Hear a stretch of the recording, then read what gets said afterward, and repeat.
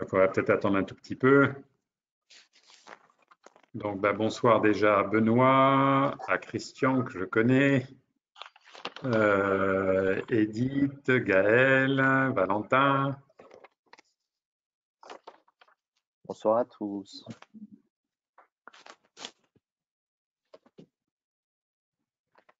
Bon, écoutez, démarrons peut-être. Ce que je propose, c'est que Arnaud, Camille, vous vous présentiez peut-être rapidement. Et puis ensuite, on va aller directement dans le vif du sujet. Je dirais aussi, je me présenterai. Et puis, on va aller dans le vif du sujet. Qu'est-ce que vous en pensez? Camille, vas-y. Ok, c'est parti. Bonjour à tous, je m'appelle Camille Lugol, je sors de la formation, un master spécialisé Centrale ESSEC entre entrepreneurs, pardon. Pendant cette belle année d'études, j'ai rencontré mon associé et du coup cofondateur Romain, avec qui j'ai créé La Miche. La Miche, c'est une marque de bière éco-responsable et engagée. On récupère le pain invendu des meilleures boulangeries de Paris qui n'a pas trouvé preneur en fait pendant la journée. Et on le sèche, on le broie et on l'incorpore à notre recette de bière qu'on a spécialement conçue pour l'occasion. Du coup, on a créé aujourd'hui une seule recette, on travaille au développement d'une seconde. Et voilà, c'est une aventure qui a démarré il y a quelques mois et on est en plein dans l'aventure entrepreneuriale. Super. Merci, Camille. Merci. Arnaud. Et alors j'étais aussi du coup dans le même master que Camille. On était dans la même promotion. Et voilà. Et moi j'ai créé avec deux autres cofondateurs initialement une application qui permettait de suivre son impact en temps réel en synchronisant ses comptes bancaires. Donc l'idée, c'est que via un agrégateur bancaire, en fait, vous connectez votre carte et on est capable de dire que chaque dépense a un impact, de vous donner l'impact précis de votre Uber, de votre restaurant, enfin voilà, d'un tas de dépenses. Et aujourd'hui, ce qu'on a fait pour les citoyens engagés, on le fait pour les entreprises en permettant à chaque entreprise de pouvoir faire son bilan carbone, de pouvoir suivre ses émissions en temps réel et pour un coût qui est très faible par rapport à aujourd'hui une solution qui existe, qui sont les cabinets de consulting et de conseil, qui le font souvent pour une somme très importante. Et nous, on veut rendre la mesure d'impact accessible à tous ces acteurs-là. Donc voilà. Super. Alors, ils sont très modestes, hein, Camille et Arnaud, parce que Camille, elle est en train de livrer des bières, je dirais presque par palette, voilà, des dizaines et des dizaines. Donc, ça marche super bien. Il y a eu un super lancement sur un site de crowdfunding récemment. Arnaud, lui, il a été élu, enfin, sa société a été élue FinTech de l'année par le pôle de compétitivité, finance et innovation, avec une remise de prix par le secrétaire d'État au digital. Enfin bon, la totale, quoi. Donc, ils sont modestes, mais voilà, leur entreprise. Et ça va être intéressant d'ailleurs parce que le sujet de ce soir, c'est le sujet peut-on entreprendre en temps de crise, hein, évidemment. Moi-même, rapidement, je suis le responsable pédagogique de ce programme du Master Central ESSEC Entrepreneur. J'ai moi-même, dans un temps un petit peu plus ancien, j'ai quelques cheveux gris, créé successivement deux sociétés et puis été investisseur.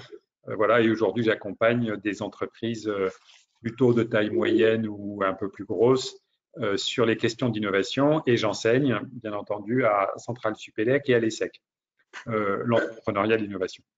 Donc, on se proposait ce soir de partager avec vous quelques idées sur ce thème, entreprendre en temps de crise. Alors, ce n'est pas une science exacte, hein, et on n'aura pas évidemment une réponse catégorique, faut-il ou ne faut-il pas entreprendre en temps de crise.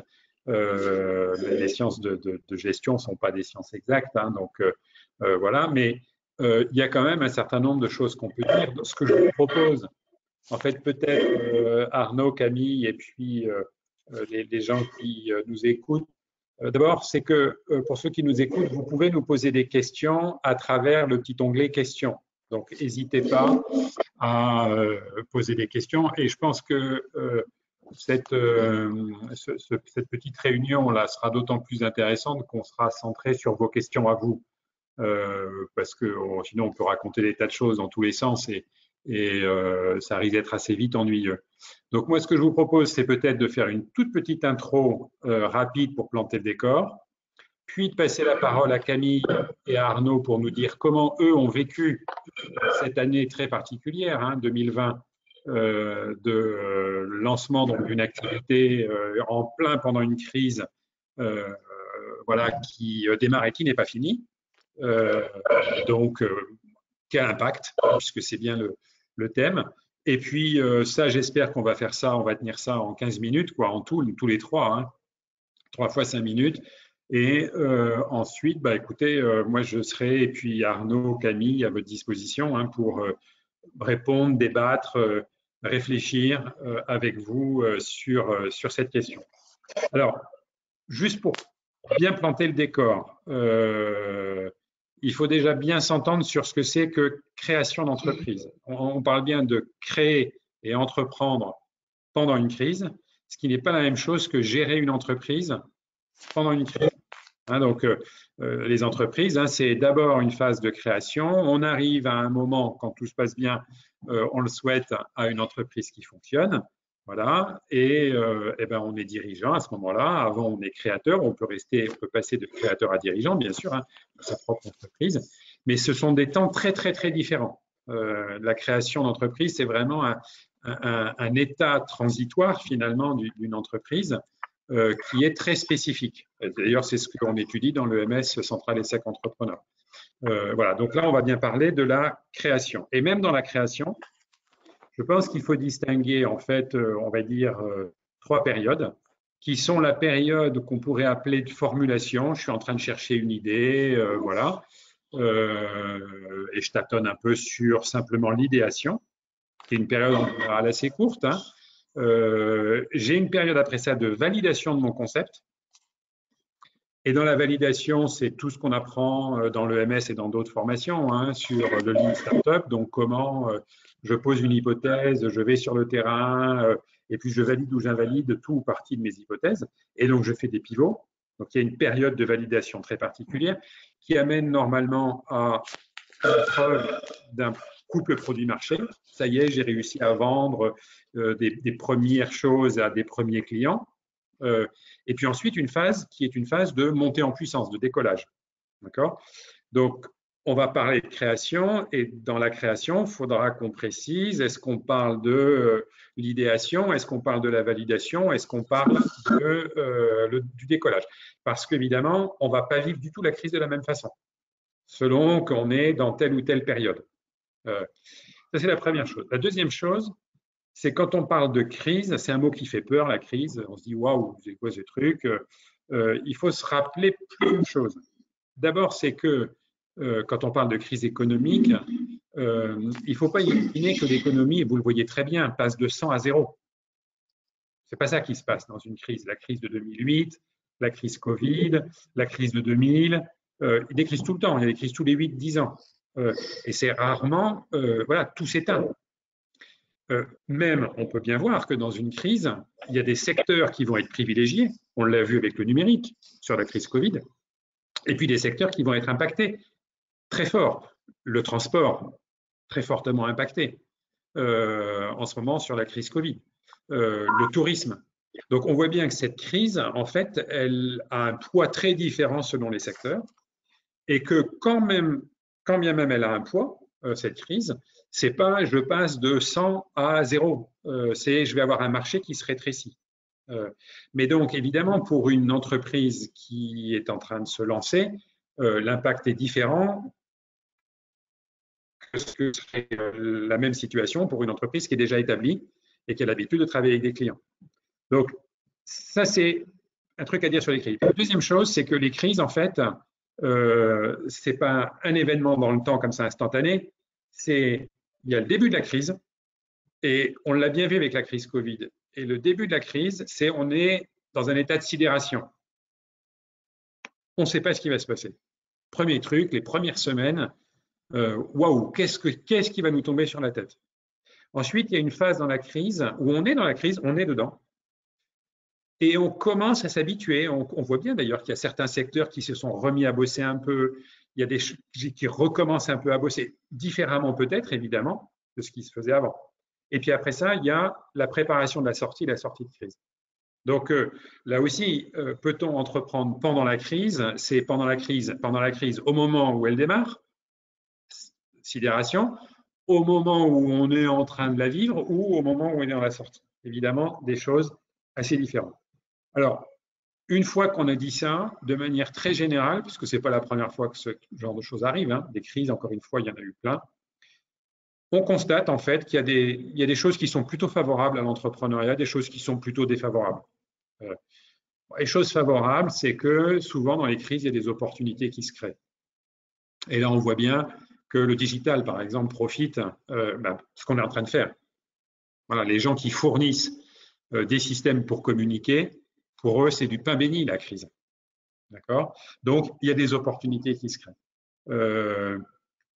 On peut observer aussi souvent qu'il y a moins de concurrence. Donc, il y a des concurrents qui flanchent. Alors là, on est dans un cas particulier où le gouvernement a poussé pour que les plus de monde possible reste actif sur le marché. Ce qui est un peu nouveau. Hein. 2008, on l'avait moins bien fait et les crises avant, pas du tout. Dans les crises, il y a souvent un accès facilité au talent. Parce que les gens, ils ont moins de facilité à trouver du boulot. Les startups ne sont pas forcément très attractives. Hein. Les gens, en général, ils préfèrent aller bosser chez Veolia, chez Michelin, chez Dassault, plutôt que dans une petite startup dont on ne sait pas trop ce que ça va devenir. Et donc, les petites startups, elles aimeraient bien attirer le maximum de talents, mais souvent, les talents, ils sont attirés par des grands groupes qui ont des grandes marques, qui proposent des grands salaires, plus que du potentiel, etc. Et là, avec les crises, ça peut être un moment favorable pour trouver des gens qu'on n'aurait pas forcément auxquels on n'aurait pas forcément accès facilement. Après, dans les choses favorables encore, on peut parfois plus facilement négocier avec des fournisseurs. Parce que, même chose, les fournisseurs, ils ont besoin de trouver des débouchés. Donc, parfois, ils font quelques efforts qu'ils ne feraient pas en temps normal. Voilà. Alors, quand on est en train de se lancer, autre avantage qu'on observe, c'est qu'en général, les entrepreneurs, au moment quand ils lancent leur boîte pendant la crise, ils prennent des bonnes habitudes en fait de gestion parce que les ressources sont rares, parce que il faut faire gaffe, parce qu'il faut faire attention à sa trésor et qui ça sont des bons réflexes.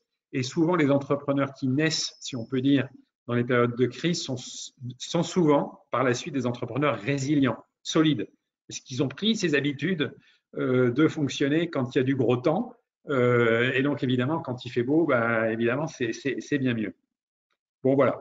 Après, l'autre avantage, c'est que quand on monte sa boîte, on a encore très peu de charges fixes. Donc ça, c'est plus facile que quand on se retrouve avec une entreprise lancée à traverser une crise. Là, on a des charges fixes et il faut vite essayer de les réduire pour que ça passe parfois. Voilà. Et puis, pour terminer sur les événements, enfin sur les côtés favorables, c'est en gros, on a des boîtes qui parfois de toute façon sont dans des phases d'investissement importantes. Donc, elles ne sont pas encore vraiment confrontées au marché. Donc, qu'elles soient ou pas dans un marché en crise peut les impacter plus ou moins fortement. Voilà. Et sur les points moins favorables, il peut y avoir moins de disponibilité de certains partenaires qui sont en train de régler leurs problèmes de survie, moins de disponibilité de certains clients qui se disent « Ouh là là, attendez, moi je gère d'abord mes problèmes et puis les nouveaux produits, les nouvelles offres, je verrai après. » Voilà. Et ça, d'autant plus quand les entreprises sont positionnées sur des offres qu'on ne qualifie pas de ce qu'on appelle du must-have. Là, typiquement, ça tombe sous le sens. Hein. Si vous allez vendre une super solution de conférence en ligne, les gens vont vous écouter parce que ça rentre dans leur priorité. Mais si vous arrivez avec une solution qui est une solution de type nice to have, peut-être que vos clients ils seront un peu plus préoccupés par autre chose. Voilà ce que je voulais dire juste pour un tout petit peu dégrossir le sujet. Bien se souvenir de création, attention, il y a plusieurs phases. Crise, c'est pas tout qui s'arrête. Ça peut être très très variable selon les secteurs. Et puis ça dépend si on parle de l'entrée, le milieu ou la sortie de crise. La réponse ne sera pas la même. Et on voit qu'on a quand même plus d'éléments favorables, ce qui paraît paradoxal, hein, que d'éléments défavorables. Je ne dis pas que c'est forcément, il faut attendre une crise pour lancer sa boîte, C'est pas ça le sujet. Mais il y a des bons côtés. Il n'y a pas que des bons côtés. C'est ce qu'on va voir avec Camille et Arnaud. Camille et Arnaud, est-ce que vous voulez témoigner de ce que vous avez vécu? Pour le coup, voilà. Qui commence? Camille? Ouais, sans souci. Très belle introduction, je pense qu'on n'aurait pas pu mieux faire. Comme le disait Jean-François, il y a plusieurs étapes à la création d'une entreprise. Nous, ça fait environ 1 an qu'on travaille sur le projet. Donc, on a commencé fin janvier de l'année passée et on devait avoir nos premiers prototypes enfin nos premiers tests de recettes de bière pour mars. Donc là, on a été impacté par la crise et on a été plus largement impacté dans le sens où tous nos tests ont eu du retard et où on a récupéré notre production juste avant un reconfinement. Donc là, on s'est retrouvé avec 5200 bouteilles sur les bras et tous les bars et les restaurants qui fermaient. Alors oui, bien sûr, il y a des aspects négatifs, comment on écoule notre production, etc. Mais comme le disait si bien Jean-François, ça permet aussi de rebondir et de réfléchir différemment, de trouver des nouvelles cibles, de voir comment on peut écouler notre production et de voir en fait quelles sont les opportunités et les leviers qu'on peut actionner pour justement vendre cette production. Nous, c'est ce qui a été le cas.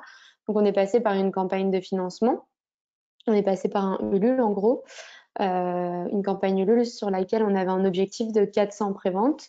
Alors bien sûr, notre réel objectif était un peu plus haut, on était entre 800 et 1500, à savoir qu'il nous restait à peu près 3000 bières et notre campagne a eu un réel succès puisqu'on a vendu à peu près 5600 bières, ce qui nous a permis d'écouler toute la première production, puis une partie de la seconde. Pourquoi je dis ça? Parce que même en temps de crise où on se sent freiné et où des fois les bras nous tombent, hein, vraiment, il faut dire les choses, on ne sait plus comment faire et je pense qu'Arnaud aura l'occasion de vous le dire, mais plusieurs fois on a eu envie de mettre la clé sous la porte aussi, hein. C'est tout à fait normal. Il y a toujours des manières de rebondir, pas forcément celles auxquelles on s'attend, pas forcément les plus simples, on va pas se mentir non plus, mais ça permet aussi de découvrir d'autres aspects du métier d'entrepreneur, parce que c'est dans sa globalité, et de faire les choses de manière très différente par rapport à ce qu'on avait imaginé. Et c'est aussi la beauté du métier, je trouve. Voilà.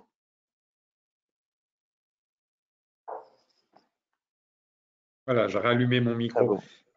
Vas-y, Arnaud. Eh bien, alors nous, ça a été, alors initialement, voilà, comme je disais en introduction, en fait, on a commencé avec une application donc pour permettre à tout le monde de prendre la mesure de son impact. Et ce qu'on a vu en fait, c'est que c'était, enfin, du coup, le numérique étant aussi très porteur avec la crise. Nous, ce qui était hyper important au début, c'était d'avoir un maximum de feedback.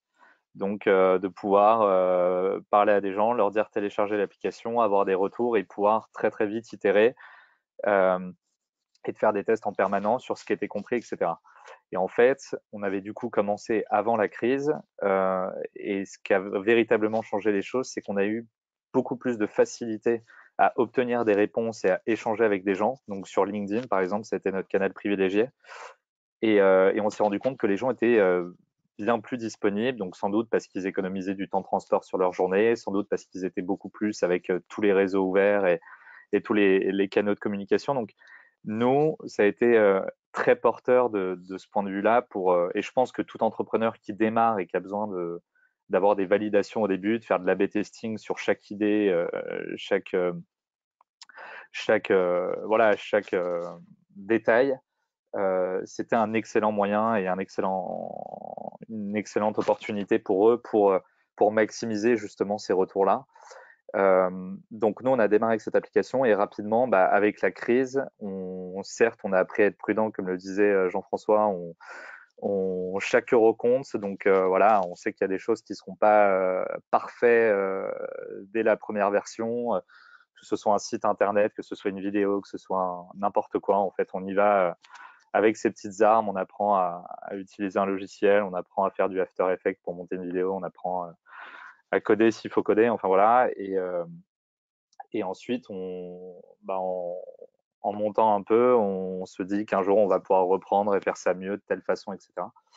Et, euh, et là-dessus, nous, donc pendant la crise, là où ça s'annonçait assez compliqué, on a réussi à lever des fonds auprès de business angels qui nous ont aidés et qui ont senti qu'il y avait une opportunité sur ce créneau-là et sur ce secteur-là. C'est vrai que cette crise a aussi permis de prendre conscience de pas mal de choses, notamment sur l'environnement. C'est vrai que ça a été très porteur et on a pris conscience que voilà, on était des toutes petites choses.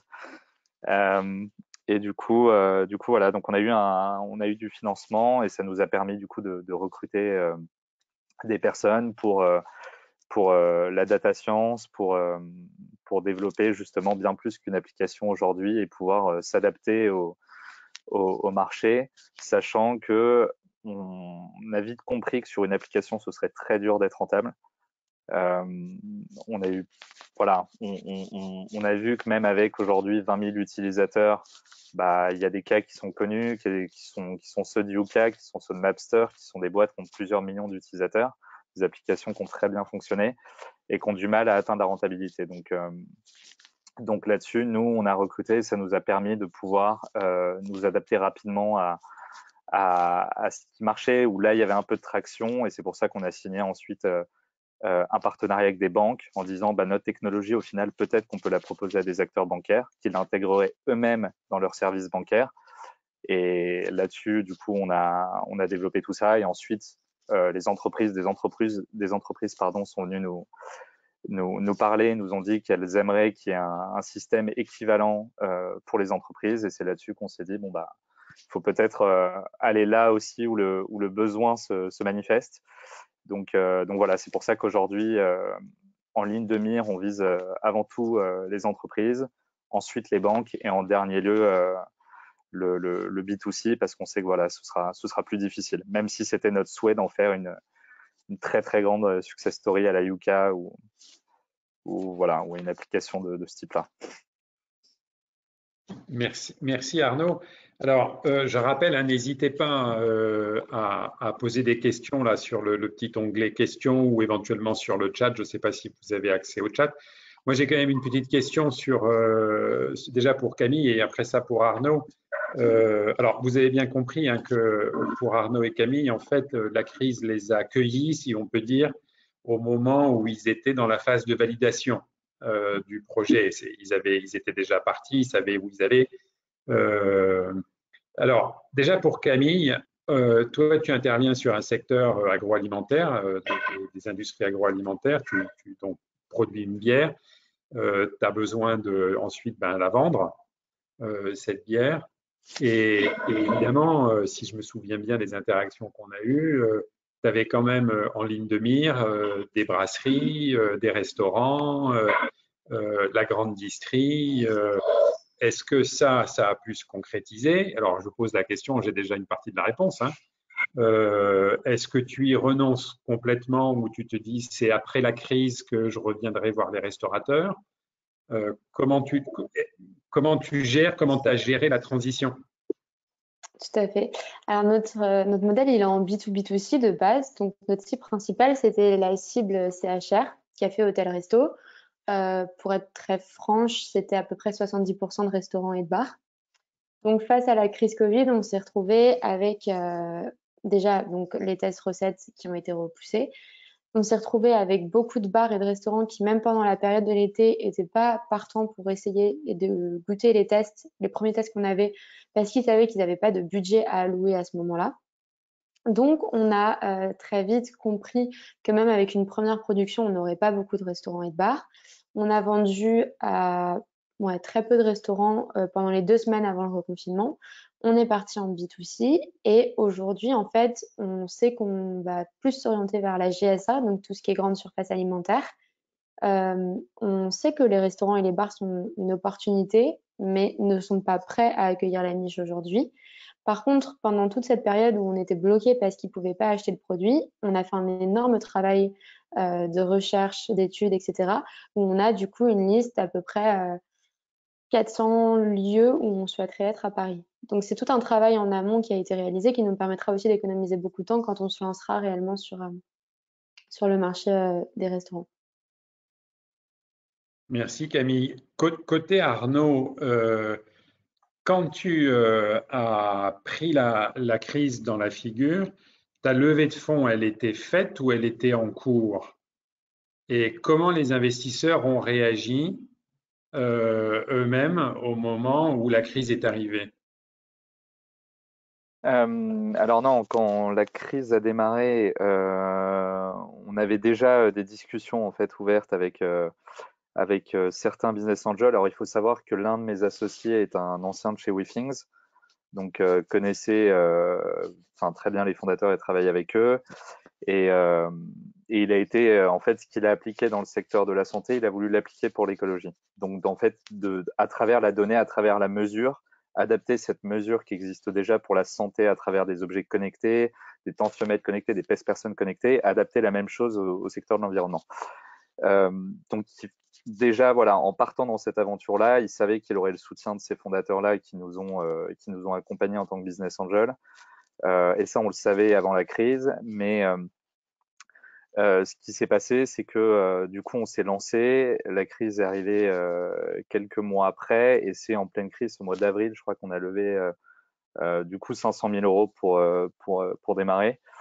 Et en fait, ça a été étonnamment, on pensait vraiment que ce serait du coup très compliqué avec voilà des investisseurs forcément en pause ou voilà en voulant voir un peu plus comment on allait se débrouiller justement pendant cette période de crise, et on s'est dit que voilà, ils allaient être prudents quelques temps. Et au final, en fait, non, ce qu'on a vu, c'est que en l'occurrence, le secteur et le sujet était, enfin, je pense qu'on en a tous vraiment entendu beaucoup parler pendant la crise, tout ce qui est environnement, tout ce qui est transition écologique. Il y a eu énormément de sujets sur LinkedIn, dans les médias, dans la presse. Donc, il y a eu une espèce de prise de conscience là-dessus, et avec des personnes qui justement se sont dit, bah, c'est sans doute le meilleur moment pour investir sur ces questions-là, sur des projets à impact. Euh, et voilà, nous, c'est vrai qu'on n'a pas eu du tout de difficulté de ce point de vue-là. Je pense qu'après, effectivement, enfin, je lisais ça ce matin, mais les investisseurs, là, aujourd'hui, sont beaucoup plus regardants de la capacité de rentabilité que la capacité de prendre des parts de marché. Et en fait, nous, très rapidement, du coup, on a mis le curseur sur le fait qu'il fallait être rentable très rapidement. Donc c'est pour ça que l'application, voilà, aujourd'hui, tous nos efforts en termes de ressources humaines, on ne les met pas sur l'application parce que sinon, on serait peut-être plus là à l'heure actuelle. Donc en fait, on s'est adapté constamment en se focalisant sur les petits points où il y avait à un moment une accroche.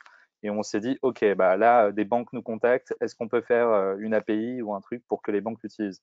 Ensuite, c'était une entreprise qui nous contacte pour l'utiliser. Est-ce qu'on peut faire un SaaS? Et en fait, en permanence, on a adapté le modèle en se disant, bon, bah voilà, l'objectif est d'avoir très rapidement de la rentabilité, de montrer qu'il y a un business, et c'est pour ça qu'on on s'est pas éternisé voilà, sur des choses qui étaient peut-être plus longues à mettre en place. Et aujourd'hui, c'est pour ça que, par exemple, on se focalise vraiment sur les entreprises. C'est parce que les banques, c'est des process qui sont très longs pour mettre quelque chose en place. Donc, on a eu sans doute de la chance avec un acteur bancaire, mais généralement, c'est des discussions qui durent sur plusieurs mois, sur plusieurs années. Et quand bah, vous misez tout là-dessus, forcément, à un moment, vous allez vous retrouver avec le couteau sous la gorge. Donc voilà, c'était ça aussi la difficulté, et c'est une chose sur laquelle on a fait très très attention. Donc voilà, aujourd'hui ça a été porteur, et les investisseurs du coup nous ont aussi fait confiance là-dessus sur le fait de ne pas s'éterniser sur des choses qui étaient peut-être plus difficiles à mettre en place. Il y a une question pour toi, Camille, qui est arrivée de Benoît. Merci, Benoît. Je ne sais pas si tu les vois, les questions. Qu'est-ce qui différencie la bière de Camille d'une autre? Alors, mais c'est très simple, une bière, c'est quatre ingrédients, de l'eau, de la levure, des maltes et du houblon. Et en fait, nous, ce qu'on fait, c'est qu'on remplace à peu près 30% du malt par du pain du coup qu'on a séché, broyé. Ce qui fait que pour une recette de 2000 litres, on utilise à peu près 190 kilos de pain, pour donner une idée. Ce qui change au final, c'est les céréales qui sont utilisées. Et du coup, en termes de goût, la bière est pareille dans le sens où c'est une blonde, etc. Mais juste, elle a un goût un petit peu toasté, fumé en arrière-bouche, qui est rendu possible grâce au type de pain qu'on choisit. Donc, en fonction des farines, en fonction des céréales, etc., il y a plein de choses qui varient. Mais aujourd'hui, c'est une blonde très basique. Arnaud l'a goûté, il pourra vous le dire. Mais c'est une blonde, disons, avec un goût qu'on a souhaité être homogène et surtout très léger pour que ça plaise au plus grand nombre de personnes possible, mais juste avec un petit goût toasté en arrière-bouche. Tu J'espère ne que mets j'ai pas très en répondu. Très avant, bon. je ne sais pas si c'est voulu. Ah pardon, vas-y Arnaud, ouais. Non, non, non, j'apprécie la qualité de son De la bière. explication. Ah oui. Et de la bière aussi. Et du produit aussi en lui-même. La question pour Camille, c'est tu mets pas tellement en avant le côté développement durable, le côté récupération des invendus de pain qui sont plus ou moins réutilisés finalement dans l'industrie. Ouais, c'est ça. On est encore en train d'essayer de travailler sur tout ce qui est positionnement, etc. Mais c'est vrai qu'en fait, notre bière, on dit souvent que la niche, c'est la bière trendy et anti-gaspi, réalisée à partir d'un vendu de pain. Pourquoi? Parce qu'en fait, on récupère tout le pain, donc 3 types de farine exactement, qui est censé aller à la poubelle, que les boulangeries n'ont pas réussi à commercialiser pendant la journée. Et donc, tout ce pain-là, on le récupère, nous-mêmes, on le sèche, nous-mêmes, on le broie et nous-mêmes, on le transforme pour pour que ça devienne des gros croûtons, en fait, des espèces de gros bouts qu'on puisse incorporer dans les cuves de brassage, parce que si c'est trop fin, ça devient de la chapelure. Donc voilà, enfin, il y a tout un travail de récupération du pain. Aujourd'hui, on travaille avec à peu près entre 12 et 14 boulangeries. On va très vite passer à 26. Donc c'est un process logistique à mettre en place pour la récupération du pain, puisqu'aujourd'hui, on fait tout à deux.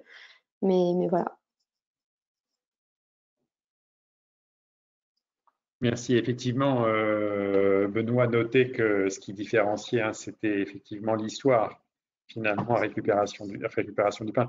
C'est assez marrant de noter que finalement, dans les deux entreprises qui sont là ce soir, il y en a une qui était partie sur un modèle B2C et qui finalement va vers les entreprises.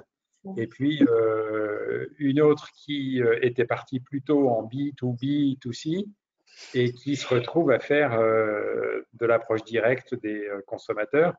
Ça vous a demandé, ça, de intégrer des compétences nouvelles, particulières. Parce que le digital marketing pour Camille, c'est pas la même chose que de démarcher des restaurateurs ou etc. Et inversement, faire du digital marketing pour Arnaud, c'est pas la même chose que d'aller en B2B voir un banquier ou une entreprise. Donc, comment vous avez intégré comme ça aussi rapidement ces compétences ou cette nouvelle finalement stratégie? Vas-y, Je je commence par Camille. Ah, ok. Du coup, je dirais que déjà, c'est un gros travail sur son business model. Tant qu'on n'est pas... En fait, à partir du moment où on change de cible, on change de discours. À partir du moment où on change de discours, on change la manière d'approcher les gens. À partir du moment où on change la manière d'approcher les gens, on change tout ce qu'on met en avant. Nous, on met pas la même chose en avant que ce soit du B2C ou du B2B. Forcément, les tarifs évoluent, etc. Donc, il y a tout un travail en fait généralisé à prendre en compte. Ça peut aller vite parce que je pars du principe que quand on connaît son produit et qu'on sait où on veut aller, que le point final, nous, c'est de le vendre. À partir de là, tous les moyens sont bons pour y arriver, dans le sens où que ce soit du B2B ou du B2C, on adapte notre discours, mais notre produit ne changera pas. Nos valeurs ne changeront pas, nos ambitions ne changeront pas. Donc, on s'adapte assez rapidement. Après, c'est vrai qu'il y a tout un travail, c'est ce que je disais, il y a tout un travail d'adaptation du discours qui peut prendre plus ou moins de temps. Nous, on a eu beaucoup de mal à se positionner, par exemple, entre le anti-gaspi et le meilleur ouvrier de France, pain de qualité.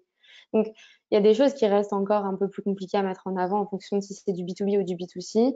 Mais la clé, c'est aussi d'en parler et de voir ce qui ressort. Je pense qu'Arnaud, comme moi, on est très sensible Enfin, je me permets de dire ça en nom d'Arnaud, mais on est très sensible à parler de nos produits, montrer nos designs, montrer tout ce qui est en fait relatif à notre société pour avoir l'avis des consommateurs. Et je pense que c'est très important aussi dans le fait d'adapter, de pouvoir avancer en fait. Et pour toi, merci Camille, et pour toi Arnaud, ça a été comment vécu comment? En plus, c'est même philosophiquement pas tout à fait la même chose entre, je vais être un peu provocateur exprès, hein, mais je mets entre les mains d'un utilisateur une application qui va lui permettre de suivre son impact CO2, et puis je fournis à une banque une appli qui va lui permettre de fidéliser des clients. C'est-à-dire que d'un côté, entre guillemets, je suis en train de sauver la planète, j'accentue encore plus, je mets plus les pieds, tu vois. Et de l'autre côté, j'aide une banque à faire finalement de la fidélisation ou de l'acquisition client. Euh, Comment on gère ça? Bah, alors, nous là-dessus, comme le disait Camille, et je pense que, nous, on a une vision de départ qui est qu'on veut intégrer une mesure d'impact à chaque paiement. C'est l'ambition de départ. Donc aujourd'hui, on l'intègre de différentes façons. On l'intègre dans une app, dans une banque, sur un SaaS. Mais cette ambition-là, au final, reste la même. Donc au début, on a commencé avec une application et au final, alors les banques, oui, en plus les banques, c'est souvent pointé du doigt par leurs investissements et du coup, c'est vrai qu'on a eu forcément des feedbacks qui allaient dans ce sens-là en disant qu'on vendait notre âme entre guillemets parce que on apportait un outil aux banques, mais en tout cas, nous, on l'a pas du tout vu comme ça et nous, l'objectif, c'est de se dire qu'à terme, il y aura un standard, on va créer un standard, une norme autour de la mesure d'impact et que quand vous ferez un paiement sur Apple Pay, quand vous ferez un paiement sur Samsung Pay, sur n'importe quoi en fait, ou même à terme dans les supermarchés ou sur les tickets, vous aurez la mesure d'impact de ce que vous avez acheté. Et on veut créer un standard autour de ça. Donc, les banques, aujourd'hui, on n'a pas de. Enfin voilà, c'est un moyen de dire on déploie cette technologie-là et on déploie cet outil-là pour 2 ou 3 millions de personnes. Aujourd'hui, c'est le cas avec la banque qu'on a signée, mais on aimerait demain qu'il y ait 50 millions, 60 millions et toute la France qui puisse le faire. Donc, ce qu'on fait avec BNP, on aimerait que Société Générale, le Crédit Agricole et toutes les autres banques françaises le fassent et que ça devienne un standard. Et après, pour revenir sur la question de comment on adapte aussi le discours, nous, c'est vrai que ça a été en partant sur une application, c'était pas du tout les mêmes enjeux, la même approche. L'objectif était initialement avec l'application d'utiliser à fond les réseaux sociaux, de créer vraiment une communauté hyper soudée autour de ces sujets. Donc avec Instagram, avec LinkedIn notamment, mais surtout voilà les réseaux sociaux, Twitter, Facebook. Euh, et aujourd'hui, c'est vrai que du coup, la démarche est complètement différente. On a laissé tomber, par exemple, tous nos réseaux sociaux. On fait beaucoup de cold email, on fait beaucoup de LinkedIn. On a recruté un sales pour ça, donc il y a aussi les compétences de pouvoir aller vite là-dessus et d'être très efficace dans la prospection. Mais effectivement, c'est un modèle à revoir, c'est des présentations à revoir, c'est un langage et du vocabulaire à aussi retravailler parce qu'on ne va pas chercher un directeur de la RSE de la même façon qu'un utilisateur qui est engagé sur ces questions-là. Donc voilà, on apprend sur le tas. Moi, je commence à comprendre un peu aujourd'hui tous les logiciels de comment fonctionne. Enfin, je ne savais pas du tout ce qu'était le métier de sales avant. Bon, c'est pas moi qui le fait directement aujourd'hui, mais je vois comment ça fonctionne. Je découvre les logiciels, comment ça s'organise, et du coup, c'est aussi très intéressant de ce point de vue-là et très formateur parce que on apprend très vite et que de toute façon, on n'a pas le choix. Donc, on met la tête dedans et on voit ce qui se passe. Et quand on comprend pas, on appelle à gauche et à droite en criant à l'aide et on essaye de s'adapter, quoi. Il y a une question pour toi d'ailleurs de la part de Benoît, de nouveau, sur est-ce que tu as pensé à un développement européen et est-ce qu'il n'y aura pas à un moment de normes ou de standards au niveau européen? C'est tout l'objectif. On a pensé à l'Europe, enfin on pense à l'Europe on, on a rejoint un agrégateur là, qui s'appelle Tink, qui est un agrégateur européen pour permettre à des gens partout en Europe de se connecter, que ce soit entreprises ou citoyens. Et justement sur cette question de standards et de normes, On est plusieurs acteurs en Europe à essayer de le pousser à fond. Il y a Doconomy aussi qui est un concurrent et qui est dans les pays nordiques, je crois qu'ils sont suédois. Et l'idée là, c'est que récemment, par exemple, pour l'anecdote, le président de la République a fait un tweet en disant qu'il fallait créer un Yuka de l'empreinte carbone. Donc, de pouvoir suivre l'empreinte carbone de chaque produit, chaque dépense. Et donc, on s'est empressé évidemment de rebondir sur la chose. Et l'idée, c'est que voilà, aujourd'hui, on avait donc c'est pas moi qui l'ai fait, mais mon associé, on avait un rendez-vous justement à l'Élysée pour discuter de ça et pour voir s'il n'y avait pas voilà, comment on pouvait avancer sur ces sujets-là en disant qu'aujourd'hui, il y avait déjà quelques acteurs qui s'engageaient et qui se posaient la question d'eux, et de voir justement comment, à plus large échelle, on pouvait le développer. Et comme je le disais, de réunir non pas seulement BNP, mais toutes les autres banques, et que ça se fasse aussi à l'échelle européenne. Donc, on est très sensible à l'Allemagne, par exemple, parce qu'en Allemagne, il y a beaucoup d'acteurs bancaires. Ils sont très engagés également. Donc voilà, on va démarrer sans doute par l'Allemagne. On nous avait beaucoup conseillé de partir aux États-Unis à un moment, et au final, je pense que ça aurait été un peu une bêtise. On se serait brûlé les ailes assez rapidement, parce que pour aller aux États-Unis, je pense qu'il faut des moyens colossaux. Enfin, pour être suffisamment efficace, il faut avoir pas mal de moyens. Donc aujourd'hui, c'était plus raisonnable d'attaquer par l'Allemagne et par des pays plus proches de chez nous. Je surveille l'heure parce qu'il est 17h44 et j'avais peut-être quand même. Alors, l'idée, Ouais. c'est de terminer au plus tard à 18h, enfin, sauf si vous avez beaucoup de questions, et ce sera avec plaisir, évidemment, mais c'est quand même de se donner cet objectif-là. Donc, on a une dizaine de minutes, quoi, globalement. Moi, j'avais une question pour tous les deux parce que, donc, il y a eu le premier temps de sidération, on va dire en mars, avril, puis le déconfinement. Là, on est depuis, on va dire, le mois de mai-juin, on est dans une espèce de nouvel équilibre, si on peut dire, qui n'est pas forcément un équilibre souhaitable. Mais est-ce que vous dites, ça y est, vous êtes dans un nouvel environnement, quoi, finalement, nouvelles règles du jeu. Pour Camille, c'est plutôt, j'y vais en B2C parce que de toute façon, en attendant, les cafés, etc., c'est fini. Donc, voilà. Est-ce que vous vous dites, je suis dans un nouvel environnement? Est-ce que vous vous attendez encore à changer? Comment vous gérez ce moment un peu curieux où on est au cœur de la crise finalement, un truc stable, pas forcément complètement souhaitable? Comment vous anticipez la suite? Camille, on commence par Camille peut-être et puis Arnaud après. Nous, on espère que les restaurants vont vite rouvrir. Ok, aujourd'hui, on est en B2C. C'était clairement pas ce qui était souhaité de base. C'est pas du tout la même logistique, hein. C'est beaucoup plus compliqué à mettre en place. Donc, on le fait parce que c'est notre moyen de nous en sortir. Après, on n'est pas réfractaire dans le sens où on pense que dans quelques mois, la situation va s'améliorer et qu'on pourra avoir de nouveau des pistes dans les restaurants, voire même dans les festivals. Ça commence déjà un peu à être évoqué en ce moment. Donc oui, on n'est pas figé à l'instant T en se disant bon bah la crise nous a mis sur ce chemin, on reste sur ce chemin.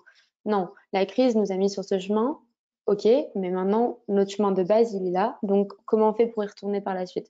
Et en fait, on prend tout ce qui est bon à prendre. On prend tout ce qui est bon à prendre et on travaille en fonction de là où on veut aller. Mais comme on le disait tout à l'heure, c'est pas du tout le même travail et on sait qu'on sera amené de nouveau à nous adapter parce que de toute façon, on doit s'adapter en permanence. Arnaud, Et alors nous, c'est, enfin là-dessus, on s'adapte aussi, et c'est pour ça qu'aujourd'hui, il n'y a rien qui est figé. Là, quand je vous parle de ça, c'est à l'instant T, mais la question de conserver l'app se posera peut-être dans le mois prochain, et on laissera peut-être complètement tomber. Peut-être, et on se pose aussi la question des banques, est-ce qu'aujourd'hui c'est rentable par rapport aux discussions qu'on a, le temps que ça prend, est-ce que c'est intéressant de continuer à passer beaucoup de temps là-dessus, ou est-ce que c'est du temps qu'on devrait prendre pour les entreprises et closer un maximum de deals derrière? Donc voilà, peut-être que dans 2 mois, on aura 2 business models qui seront partis en fumée, et on sera que sur celui des entreprises, ou alors que sur celui des banques. Mais ça, on se laisse encore justement quelques mois. On a aussi la trésorerie qui permet de pouvoir tenir. Donc voilà, on attend, et et par contre, c'est sûr que d'ici 3-4 mois, on va faire des choix sans doute radicaux pour qu'on justement se focalise sur une chose, faire vraiment bien une seule chose et pas partir dans tous les sens. Parce que là, justement, l'idée de partir dans tous les sens, c'était de voir là où il y avait le plus de traction et de ensuite se focaliser sur un seul outil. Mais on va devoir un jour tuer nos créations pour en conserver qu'une et se focaliser que sur celle-là, pour être suffisamment bon sur celle-là et se donner les moyens de réussir. Dernière petite question. Alors, il y a une question d'ailleurs de Benoît de nouveau sur les assureurs qui ont tout intérêt à limiter les risques climatiques. Est-ce que c'est quelque chose que tu regardes? Complètement. On a commencé, bon, de façon pas encore très aboutie. En tout cas, on nous l'avait suggéré de prendre à fond ce cap-là. Pour l'instant, non, on a démarré récemment en fait sur les entreprises. Donc pour l'instant, on est allé vraiment sur des directeurs de la RSE, de quelques grosses startups françaises, de quelques grandes entreprises aussi. Mais justement, c'est une proposition très intéressante et ça, pareil, peut-être qu'on se rendra compte qu'effectivement, c'est la cible qu'on doit toucher en priorité et ça, on ne le sait pas encore. L'avenir nous le dira. Dernière question pour tous les deux, parce que je vois qu'on arrive à moins qu'il y ait encore une question, hein, mais petite question conclusive. Il y a des gens qui nous regardent ou qui vont nous regarder dans le replay là, de ce petit webinaire. Qu'est-ce que vous auriez envie de leur dire aux futurs entrepreneurs? Est-ce que venez nous rejoindre dans la bataille? Oui, on est en période de crise, enfin au milieu là, hein, ça y est, l'effet de sidération est passé. Oui, on n'est pas dans des conditions tout à fait normales, mais ne différez pas votre projet. Ou bien vous leur dites, oh là là, la mer est mauvaise, restez donc au chaud là où vous êtes et rejoignez-nous sur le plan d'eau quand il fera meilleur. Moi, je leur dirais, pardon, Vas-y, je peux y vas-y. aller? Moi, je leur dirais, foncez, croyez en vous, mais écoutez aussi le marché. Ne pensez pas avoir la bonne solution, ne pensez pas avoir réponse forcément à tout et testez votre produit, testez votre service. Voyez en fait ce dont les gens ont besoin, puisque c'est le plus important d'écouter le marché. C'est ce qu'on a fait d'ailleurs en pivotant. Et moi, enfin, dans la mesure où je pense que l'échec entrepreneurial que j'ai eu avant cette entreprise, ça m'a tellement appris et tellement formé. C'est un peu bateau de le dire parce que tous les entrepreneurs disent que au final l'échec est la meilleure des choses, mais c'est vraiment une très très bonne manière d'apprendre. Et là, du coup, c'est un moyen d'être très vite fixé aussi sur vu qu'on est en période où c'est plus compliqué. Donc, c'est un bon moyen de se faire les armes. Et si on doit mourir vite, on meurt vite. Et de toute façon, on apprendra tout ce qu'il y a à apprendre. Et si ça marche, c'est encore mieux. Mais Tu ne penses pas qu'on peut avoir un retour négatif du marché parce qu'on est en crise, alors que si ça se trouve, hors crise, le marché aurait été réceptif? hmm, non, je pense que, enfin, après, tout dépend où on met le curseur, mais je pense qu'à partir du moment où, c'est sûr que moi, ça a été mon premier échec est lié qu'au fait que justement, je n'ai pas regardé le marché. J'étais juste obsédé par l'idée que j'avais. J'étais persuadé que c'était une idée, un réseau social révolutionnaire. Donc, j'étais convaincu de ça et je me suis dit, peu importe le moment où je me lancerai, à partir du moment où l'application sera disponible, ça fera l'effet TikTok et ça partira où ça doit aller. En fait, à aucun moment j'ai regardé ça et je pense que de toute façon, le curseur, tout le temps, quel que soit le moment où on sent, ça doit être, quoi qu'il arrive, le marché. C'est le facteur numéro un. Donc en fait, bon, de toute façon, le marché il bouge en permanence. Enfin, c'est comme le cours de la bourse, quoi. Donc il faut regarder ce qui se passe sur le marché et se dire, OK, il y a un potentiel ou alors ça va pas marcher. Et ça, je pense que de toute façon, ça doit être le critère numéro un pour se lancer, quoi. Se dire, est-ce qu'il y a un besoin? Si mon idée, elle est peut-être très belle, hein, elle est peut-être géniale, et dans 20 ans, ce sera le prochain Facebook, mais à l'heure actuelle, ça vaut peut-être rien. Donc, c'est toute la difficulté, en fait. C'est d'arriver dessus avec le produit qui sert à quelqu'un. Donc, je pense que Super. voilà. Super, bah écoutez, Arnaud, Camille, merci beaucoup, un grand merci. Il y a Benoît qui nous fait un grand merci. Bah, merci Merci à vous. Benoît de nous avoir écoutés, posé des questions. Merci Gaël, merci Christian. Et puis, bah écoutez, voilà, si vous êtes intéressé par la création d'entreprise en temps de crise ou pas en temps de crise, vous savez qu'il y a des structures qui sont là pour vous accompagner. Et évidemment, je pense au Master Central ESSEC Entrepreneur, hein, c'est pas la seule. Donc, n'hésitez pas à prendre contact avec les ambassadeurs de cette formation pour échanger avec eux. Vous voyez, deux anciens, Arnaud et Camille, hein, c'est très facile de discuter et ils vous diront de façon hyper cash, voilà, ce qu'ils vivent, ce qu'ils pensent, leur bonheur, leur malheur, voilà. Et c'est comme ça que bah, on découvre ce monde de la création d'entreprise, qui est un monde passionnant, hein, crise ou pas crise. Un grand merci à vous tous et puis bah, peut-être à bientôt pour ceux qui le souhaitent. Merci beaucoup. Bonne soirée. Merci Très beaucoup. bonne soirée. Bonne soirée à tous. Bonne soirée.